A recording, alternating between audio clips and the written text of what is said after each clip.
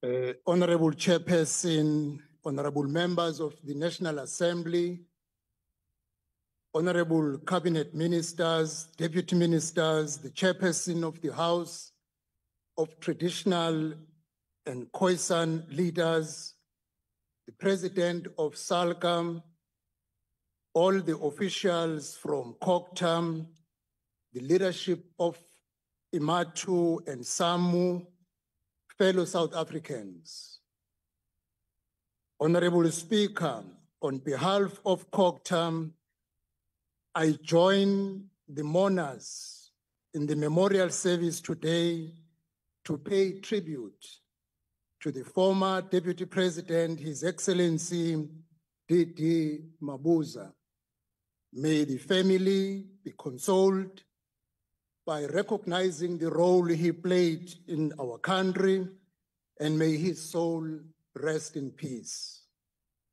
It is an honor to deliver the 2025-26 budget votes 3 and 15 of the Department of Cooperative Governance and Traditional Affairs before this House.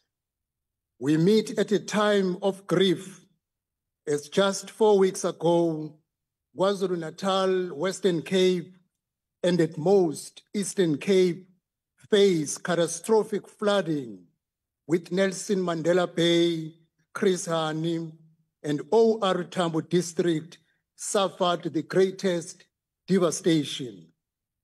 107 lives were lost, thousands were displaced, and critical infrastructure was destroyed.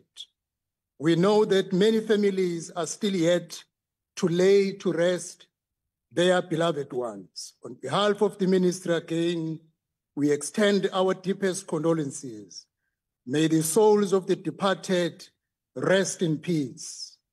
After the classification of the national disaster on 5 June 2025, municipalities, provincial, and national departments embarked on the process of adjusting their budget allocations to address the disaster that occurred.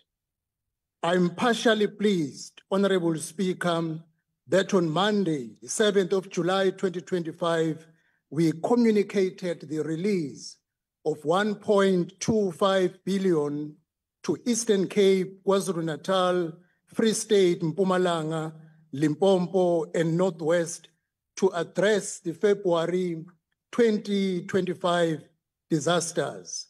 Eastern Cape will receive 504 million rands of the 1.2 billion rands. In relation to June 2025 disasters, we have received the assessments from all provinces at an estimated cost of 6.3 billion. Our technical team under MISA are on the ground doing verification to initiate recovery. On the 5th of August 2025, which will be 60 days of the classification of the disaster, we will announce the allocation to intervene on June disasters to build back better. As we go forward, our disaster response and intervention will be less than 60 days to release available funds. COGTAM is leading the G20 Disaster Risk Reduction Working Group. Together with the G20 member states and the global experts, we are advancing priority themes such as nature-based disaster risk reduction, resilient infrastructure and recovery, early warning systems, inclusive and alternative funding. The budget allocation of this that we are presenting today will be investing in functionality and resilience. The 2025-26 MTF allocates 410.9 billion to vote 3, cooperative governance, and 195.5 million to vote 15, Traditional Affairs. With vote 3, allocation funds key programs over the MTF period. 57 billion for the municipal infrastructure grant to fast-track basic services. 4.1 billion for the integrated urban development grant to support spatial transformation in targeted cities. 474.6 million rand for the municipal systems improvement grant to strengthen governance systems. 1.163 billion to support the municipal infrastructure support agent and its deployment of technical capacity. Funding of disaster management contingency reserves, the district development model, and partnership frameworks with SALCA. With vote 15, the budget enables the enforcement of the Customary Initiation Act, the implementation of the Traditional and Khoisan Leadership Act, resources for tools of trade for the department and the National House of Traditional and Khoisan Leaders, recognition processes, and cultural documentation projects. This is a budget that anchors stability, resilience, and deepening of democracy across spheres of government. When it comes to the white paper review, reimagining local government for a new era, on 19 May 2025, we officially launched the review of the 1998 white paper on local government. This review is not a ceremonial exercise, it is a strategic imperative. The current model, while visionary in its time, has not kept pace with the realities of urbanization and spatial inequality, climate change and infrastructure fragility, youth unemployment and digital transformation, revenue shortfalls, and governance instability. The review process, now extended to 31 July 2025, to allow broader participation, is guided by the principle that every municipality must work, not just in theory, but in practice. Key objectives of the review include restoring public trust, revisiting the funding model, professionalizing local government, empowering traditional leaders and rural communities, embedding smart governance tools, and strengthening intergovernmental coordination. The white paper on local government review is an opportunity to rewrite the rule book, to build a local government system that is capable, ethical, inclusive, and future fit. On interventions in distressed municipalities, the department continues to implement targeted support for municipalities struggling with institutional dysfunction, poor audit outcomes, and critical infrastructure backlogs. Honorable members, we are acting decisively in the face of systemic governance failures, persistent non-compliance with statutory obligations, rampant financial misconduct, and service delivery paralysis. Together with the National Treasury, when it be, we are going to use extraordinary means to compel municipalities who adopted 2025-26 unfunded budgets to review those budgets and adopt funded budgets. We have concurred with the Treasury to compel the payments for water boards and ESCOM, and also for the payment by municipalities to pension and medical aid contributions to the third parties. Notably, the same principle will have to apply to all government departments who own municipalities, they must too be compelled to pay what is due to municipalities.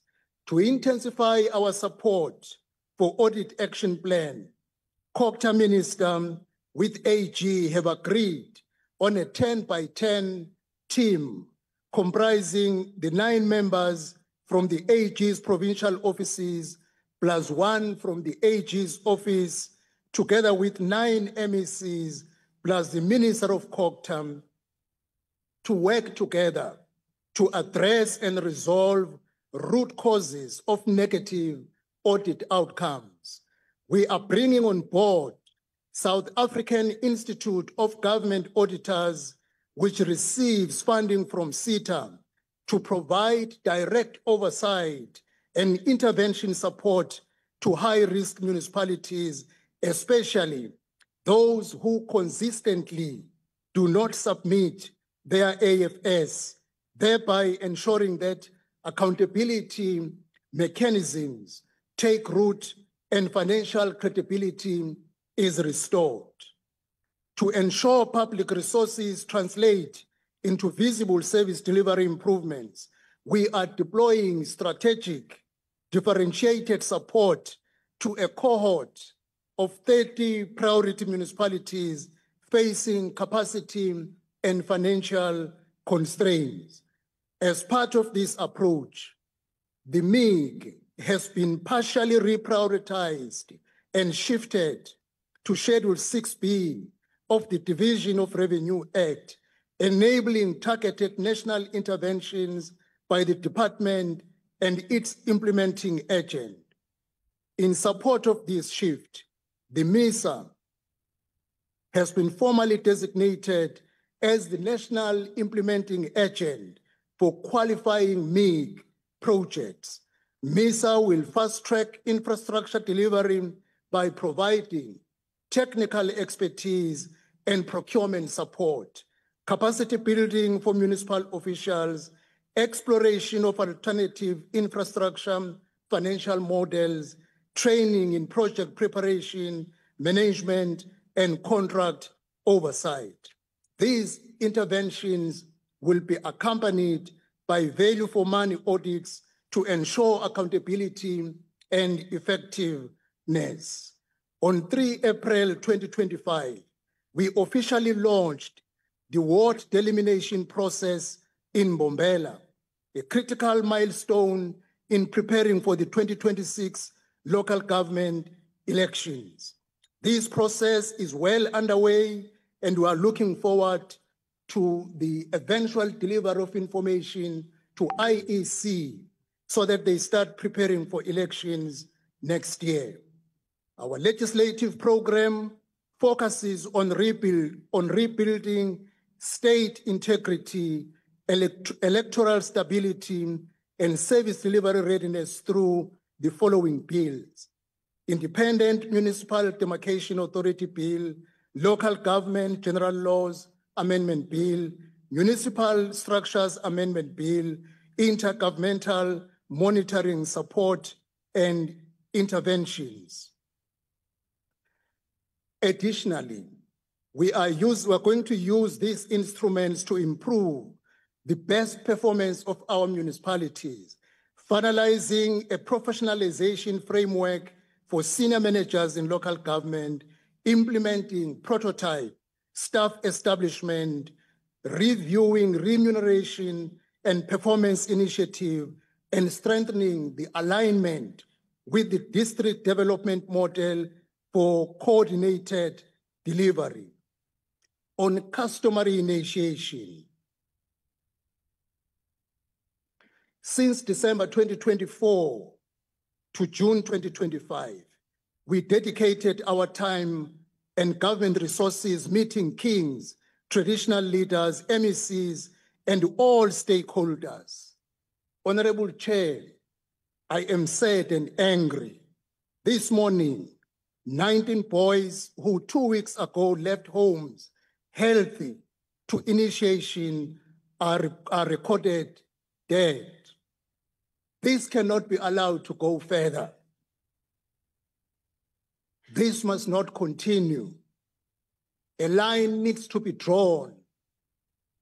That is either we protect the right to life or we carry on with a culture that does not protect the right to life. Yes, 7 cases have been opened. 67 people have been arrested. We will follow up on these cases until prosecution level. The only deep pain is that the 19 innocent souls whose right to life have been violated will not be recovered. As a result, on Sunday, 13 July, I'm convening an urgent meeting of all the premiers and MECs and everybody involved in the initiation so that we reflect on this unfortunate state of affairs. Just one thing in my mind that is clear is that a line must be drawn. Honorable Minister, your time is now expired. Thank you, Honorable Chair. Thank you.